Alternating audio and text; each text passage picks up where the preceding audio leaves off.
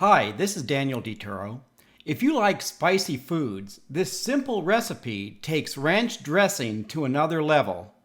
To make 1 cup, you'll need 1 cup of homemade or prepared ranch dressing. Using full-fat, prepared or homemade ranch dressing will have about twice the calories and sodium of my reduced-fat homemade version. The only other ingredient is your favorite hot chili sauce. I use between 1 to 2 teaspoons per cup of dressing. Adjust the amount to your taste. Add the chili sauce to the ranch dressing and stir to thoroughly combine.